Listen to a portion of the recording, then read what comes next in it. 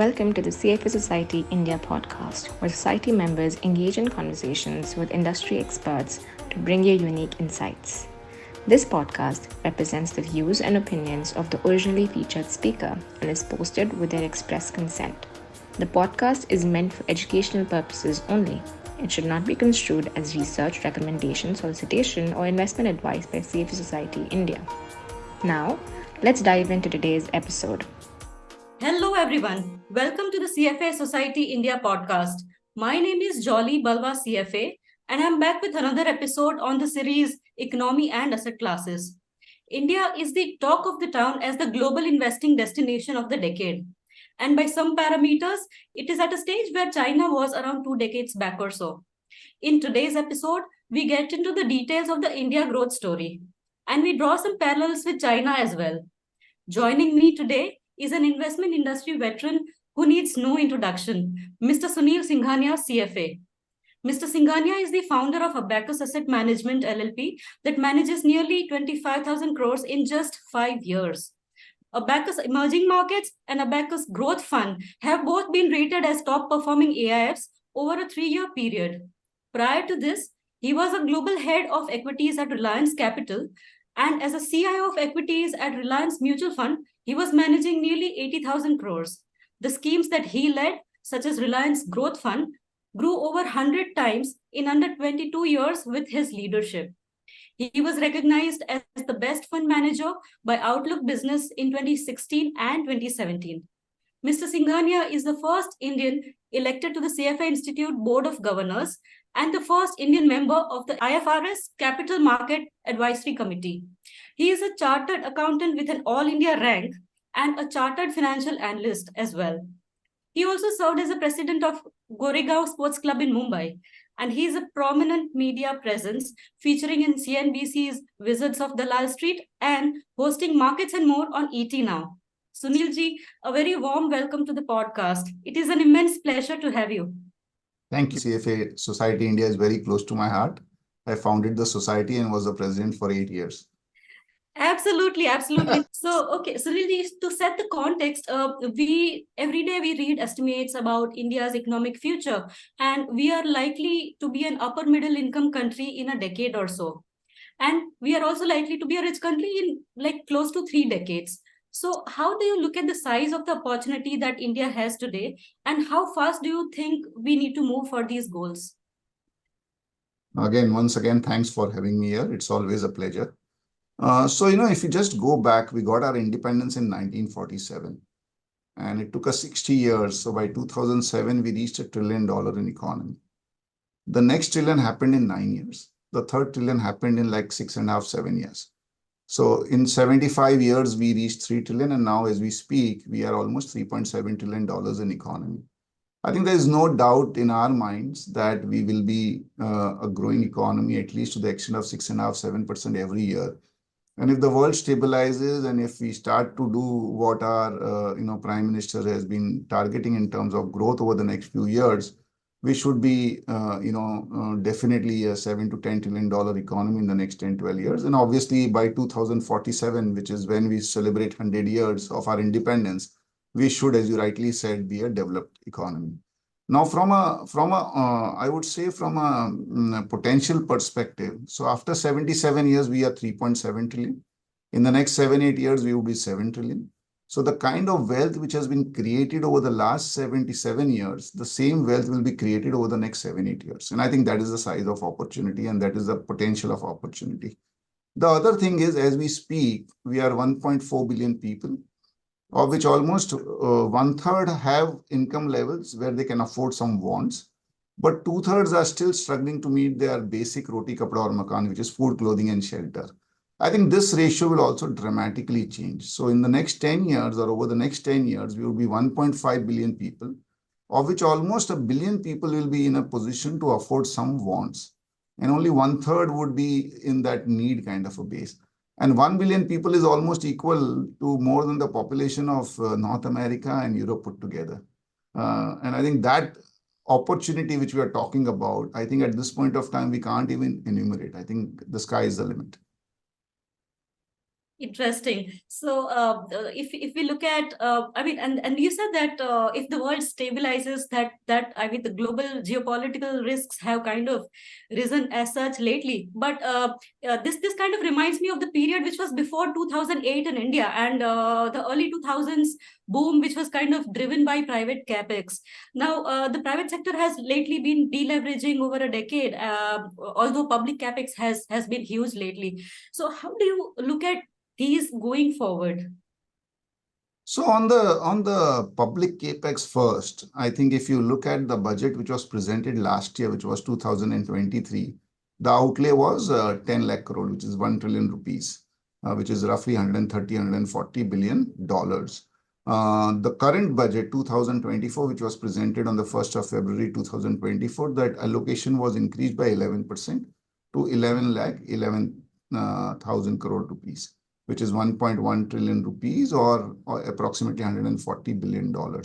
Now, if the same 10% increase were to happen over the next 5 years, cumulatively, we will have almost $750 billion being spent by the government on infrastructure.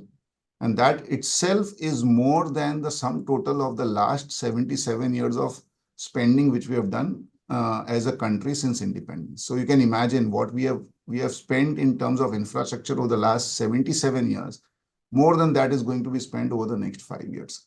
Now, coming to the private sector capex, I think you are right. Last 3-4 years, private sector has been subdued. So we have to look at it, the reason for it. One is, obviously COVID happened. And when COVID happened, private companies were not sure whether they will be able to utilize the capacities which they already had. So for the next 2-3 years, which is 2020 to 23, companies were in a process of just trying to utilize whatever the capacities they already had built in. And I think it was good because they made a lot of money, and that profits were used to delever the balance sheet. So typically what happens is, the annual profit pool of Indian corporates is roughly 12 to 13 lakh crore rupees. In dollar terms, maybe it is around $30 billion or $20 billion. A lot of it was reinvested into capex. But over the last 2-3 years, because companies were not utilizing that ratio of 75% of profits going back into capex reduced to 45%. And as a result of which, the leverage on the company's balance sheet in India is the lowest we have seen ever. And I think that makes us confident that the companies now have the wherewithal, have a very strong balance sheet, not too leveraged. And the growth and demand is also increasing. So now there is need for capacity building, whether it is steel or cement or power or solar or cars or EVs or semiconductors and a whole of other things. And we're already starting to see huge announcements. So Tata announced almost $11 billion investment in a semiconductor unit. The government recently came out with an EV policy, which should encourage large EV players of the likes of Tesla and others to set up base in India. There's a huge push towards solar from the government. Infra we talked about. So I think across the board, there is scope of even private sector capex coming to the fore. So I think the next 5-10 years are going to be very revolutionary, where, as I said, $750 billion will be spent by the government over the next 5 years on public infrastructure, and maybe anywhere between $500 to $600 billion spent by private sector on capex. Interesting. So our balance sheets are cleaner and our private credit levels are much lower. So that is a lot of comfort, I guess. We also have come a long way in terms of digital infrastructure as well, right? Apart from our roads and electricity, almost at great capacities now. And apart from that, digital infrastructure is something that we have done a lot of ground covering over there as well, right? Yeah, I think so. So, we did some analysis. It's not analysis, it's all pure data. So I think the number of airports in the first 70 years of independence was 75. Now, in the last 7 years, we have doubled the number of airports. Same is the case with our port infrastructure, with our road infrastructure. Trains and railways is a big focus. There's been new trains called Vande Bharat, which have been introduced. People are loving it. Yes. More and more cities are being connected with this semi-fast trains. They are not exactly fast, but the first bullet train should be soon operational between Mumbai and Ahmedabad. And I'm very sure that once people see it, there will be demand for more such trains. The Delhi-Mumbai freight corridor, which has been in the making for the last few years, should be up and running very soon. And I think that should increase the speed of freight transport. The government has huge, I would say, thrust towards making logistics more efficient in terms of cost, and therefore inland waterways using the vast, I would say, infrastructure which we have because of our geography in terms of the long coastline. That is going to be there. So I think things are looking pretty good. And as far as air traffic is concerned, we are the fastest growing air traffic country in the world. And the number of aircrafts which India has ordered is again the highest among all the countries in the world. Indeed. And even the digital wallets have kind of been revolutionary, right? Like the trading apps, the UPI, that has kind of also penetrated even rural India, right? So, we always say this, the story of India is the 4D story. One is democracy. We are the largest democracy in the world. We have elections coming in. We will have almost 1 billion people voting. I think all the democracies put together would be having 1 billion voters. Then the second is the demographics. We continue to be one of the youngest economies in the world. 29 years is the median age. Even after 20 years, we would be somewhere in the region of 35 years as far as median age is concerned. And youth is where there will be growth. Youth is where there will be consumption. The third is the domestic economy. We are very focused on the domestic side. 80 to 83% of our GDP comes from the domestic side, only 16-17% from the export. And that is the reason why in 2022 and 2023, when the world was struggling with 0% growth or recession, in India, we were talking about 6% or 7% growth. And last, what you touched upon, the digital economy. I think the digital economy has been revolutionary. We call it the JAM, Jan Dhan, Aadhaar, and then mobile. Everything is linked. The smallest person in India now has a mobile connectivity. A lot of people have smartphones. Farmers are able to see the price of their produce, on a minute-to-minute basis. Tax collections are up 18-20%, largely because it's become more efficient. There has been more compliance. And the use of FASTag for tolls and, as you rightly said, UPIs to make small bits of payments. You go to even a roadside vendor, they don't accept cash. It's all on the UPI and, the QR codes and all. And now India is exporting this technology to so many other countries. So, where in the world you will be transferring 1 cent for zero cost, as small as 1 cent, which is like 1 rupee. At zero cost, So I think technology has been the driver, and I think going forward also it is going to make the country more and more efficient. So now, if we also can look at the reforms that we have lately done, China took around 4 decades to be an upper middle income country from a low income country. And they basically introduced reforms in somewhere around 1980. And we've also had our own journey as well. But if we could talk about what we have lately done and how are we also placed as a democracy as an advantage for us, basically. So a few things. One is, we don't have to forget that we are a very large country, 1.4 billion, most populous country in the world. We overtook even China. And we are a young country, we are only 75, 77 years old because we got our independence only in 1947. Third thing is, we were a country which was exploited of all the resources by our rulers before we got our independence. And therefore, we started the country as a very poor country. I think from there, we are slowly growing and definitely growing to the extent that the number of people below poverty line has been slowly coming down. We still have long roads to cover. And the good thing is that if we keep on growing at 7% plus, then the time is not very far where we will have overcome at least the basic level of poverty. Having said that, as I rightly earlier said, that even after 10 years, we would have a situation where 2/3 of our population would be in that income bracket where they can afford some wants. but still 1/3 would be still in that income bracket where they would be just meeting their needs. I think one thing positive which has happened over the last few years is the government has been very cognizant of this fact. And there have been a lot of schemes which have been announced and implemented by the government, which ensures that the basics of every citizen of India is met. So farmers get paid 6,000 rupees a month.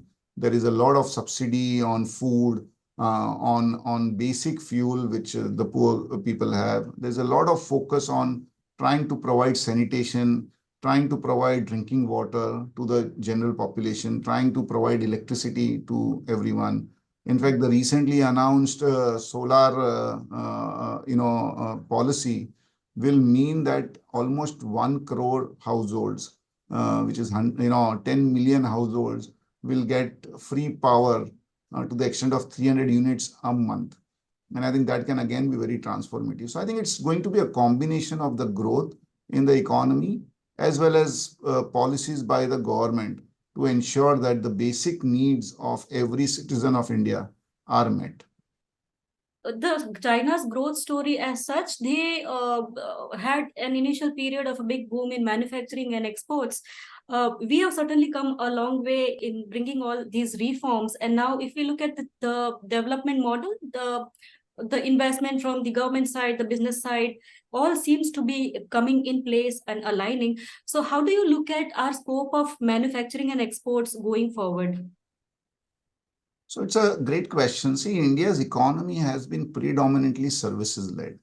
So, 56-57% of the economy is services. Agriculture is maybe 17-18%, and the rest 25% has been manufacturing. Now, for a sustainable growth, I think manufacturing has to become larger. The good thing about services is that we have a lot of people and qualified and educated people. And I think IT and some of the allied services have ensured that these young people who are qualified are able to gainfully be employed. And I think hats off to the IT services companies for doing such a wonderful job over the last 30-40 years. The like of Narayan Murthy and Azim Premji and so many others have ensured that we have become like the IT services capital of the world.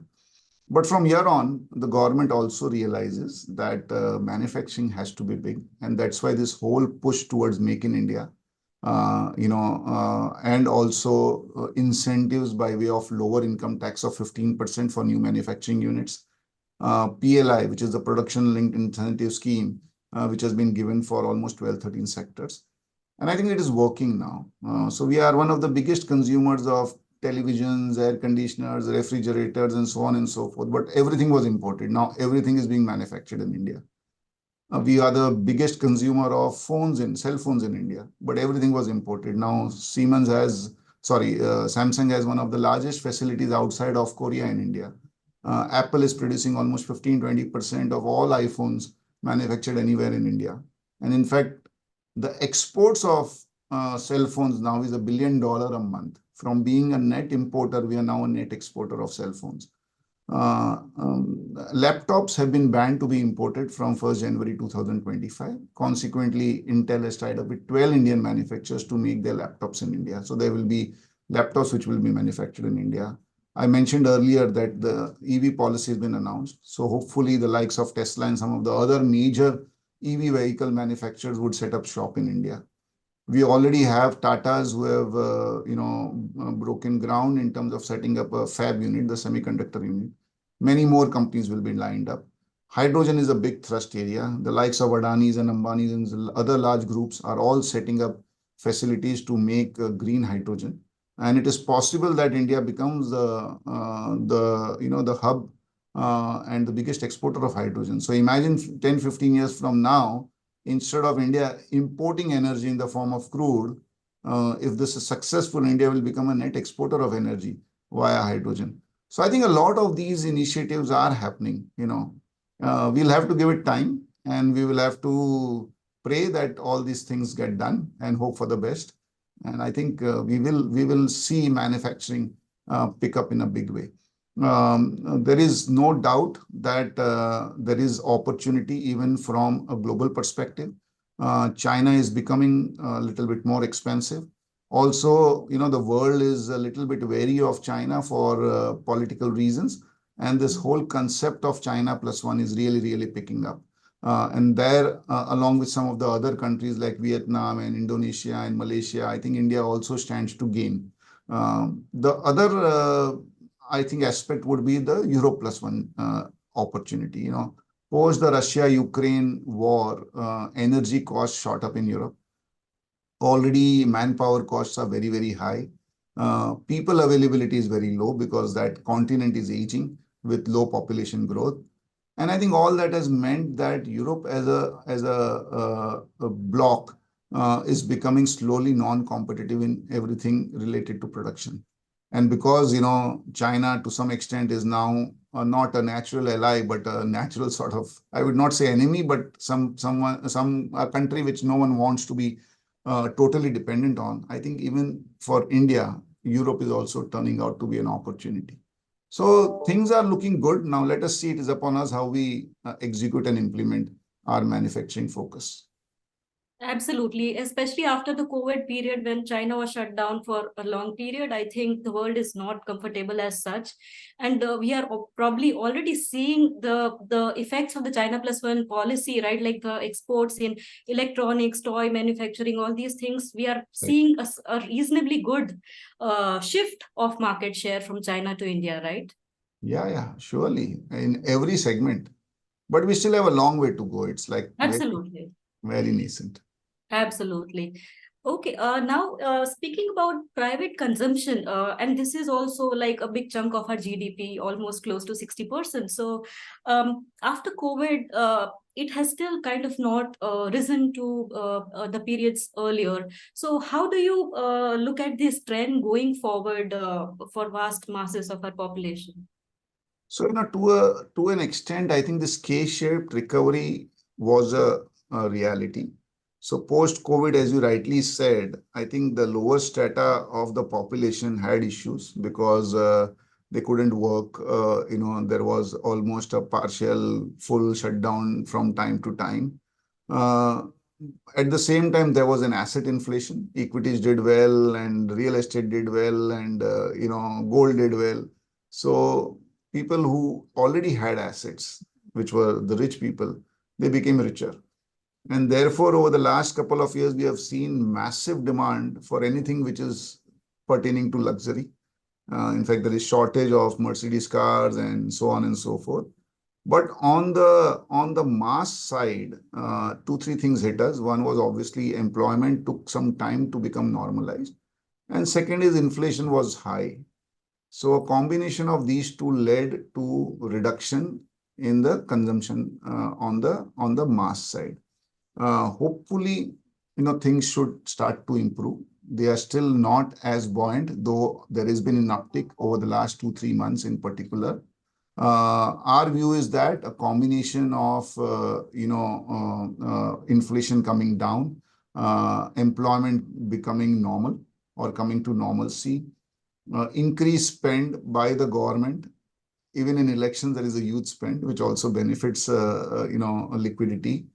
And also good monsoon over the last 2-3 years and hopefully this year, which should ensure that agri prices, agri produce, and therefore the income in the hands of the farmers are pretty buoyant. So I think all this should lead to an uptick as far as consumption is concerned. Because ultimately, with 1.4 billion people and average 65% of the population below 35 years of age, if there is no consumption here, then in which country will there be consumption?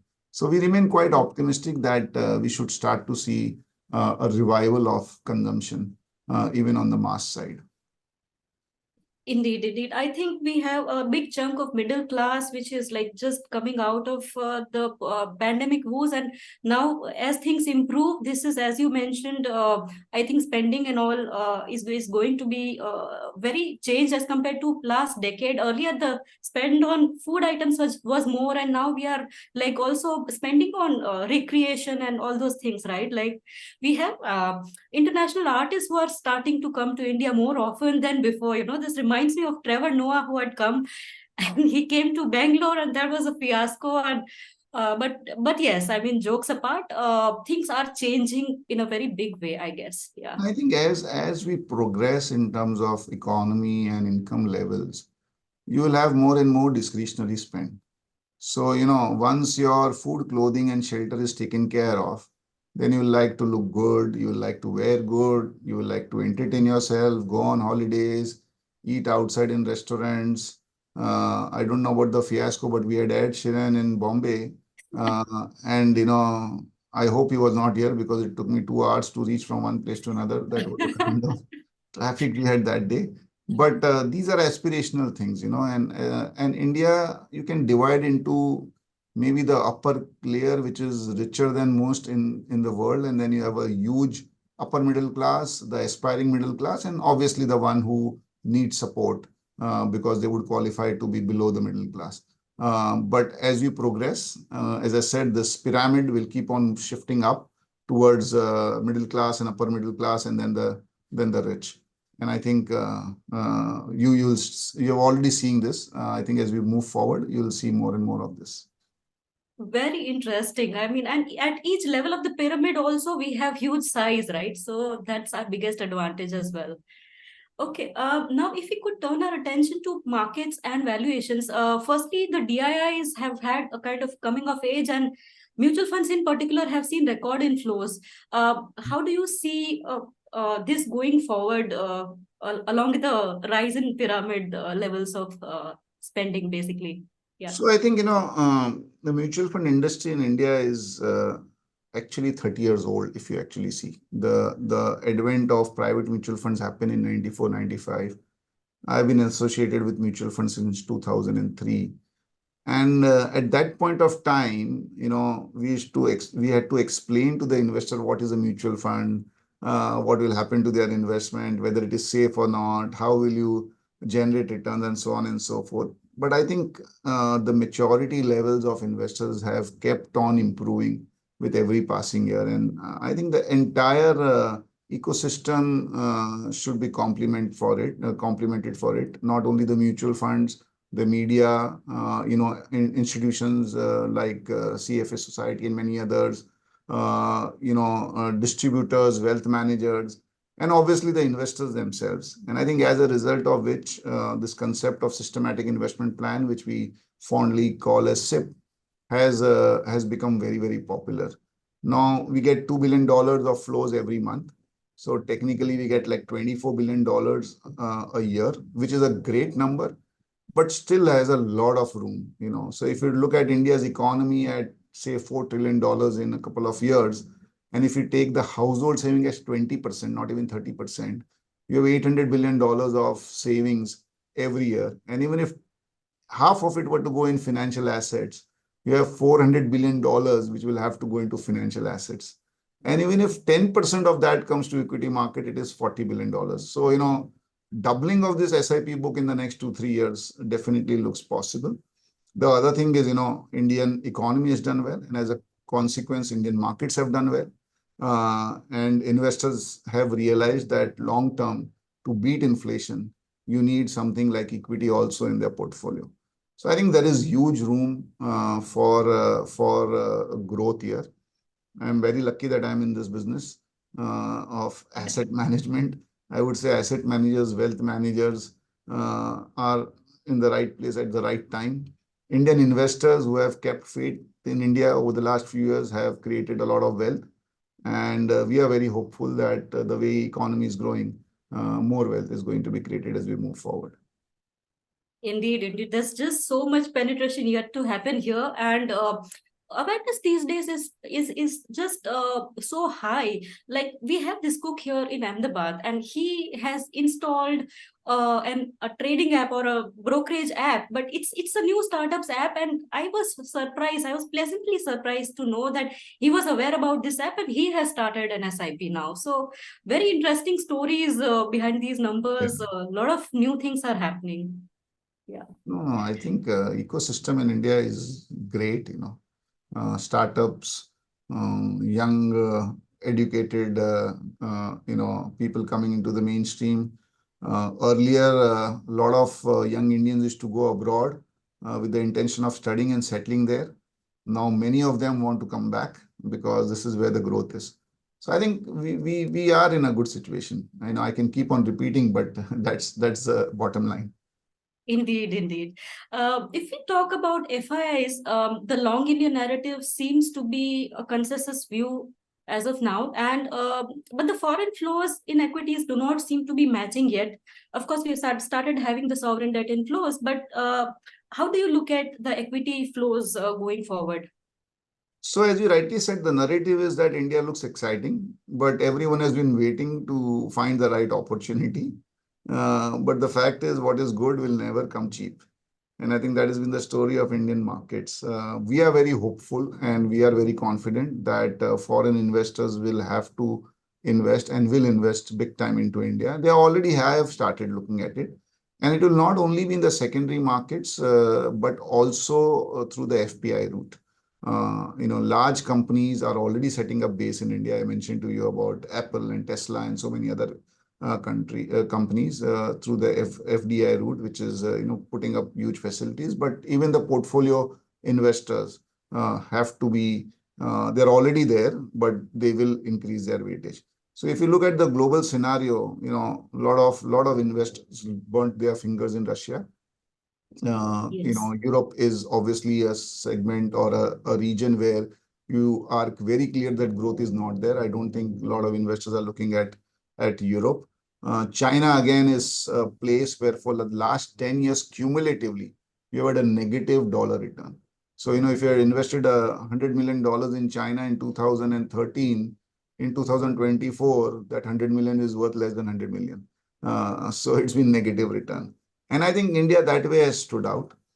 Yes, it is slightly more expensive compared to some of the peer set like China or Brazil or some other place.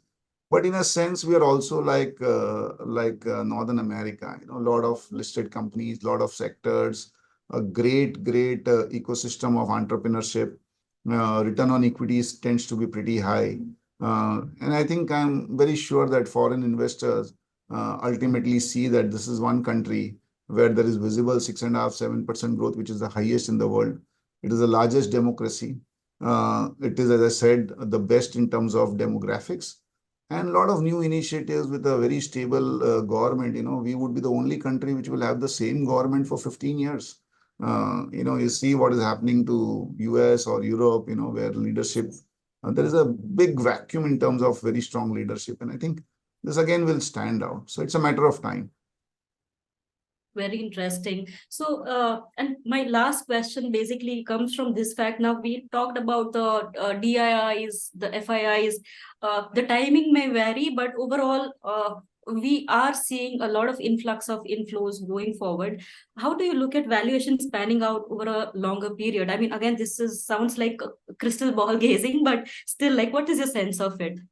So, if you look at Nifty, which is the top 50 companies, our view is that the earnings are expected to grow 15–17% at least for the next 2 years. And if you take FY25 and FY26, the EPS for Nifty would be 1135 and 1300. So at 22,000 Nifty level, we are at 17 times 1 year forward, which is financial year 26. Now the long-term average is 16.1. So we are like 5–6% premium to the long-term average. So we are not cheap, but we are not like 25–30p that we have to be worried. And if the growth rate is going to be 7% and profit growth is going to be 14–15–16%, then, I am very sure that mid-teen kind of returns can still be made in Indian equities. Yes, there is a segment of some smaller companies where there is froth, there is exuberance, there is the fear of missing out or FOMO, as you call it. A lot of retail investors getting sucked into it. I think one has to be very careful there. But even in the broader mid and small cap, there are more than enough companies which are still available at decent valuation. So I think if your horizon as an investor is slightly longer, at least 3 to 5 years, if your return expectations are reasonable, I would say low to mid-teens, and if you are willing to live with the volatility which any equity investment brings in, I think there is still a lot of room to create wealth. Very interesting times going ahead, I guess, as we go through this mass transition to an upper middle income economy. As you mentioned, great times for all of us here in India. Thank you so much, Sunil ji. This was a very insightful conversation. Thank you for sparing time. And there's a lot to learn for all of us in this episode. And as an active volunteer, I can say that there is so much value that CFA Society India adds to all of our professions. So thank you so much for your inspiring role as a founder as well. Thank you so much. Thank you, and thanks to all my co-members of CFA India Society, and maybe others also, because I'm very sure this podcast will reach a lot of investors who are interested in India, and look forward to getting this opportunity again. Thank you. Thank you so much. Thank you for listening in to today's podcast. Before you go, please subscribe to stay updated on your favorite podcast app.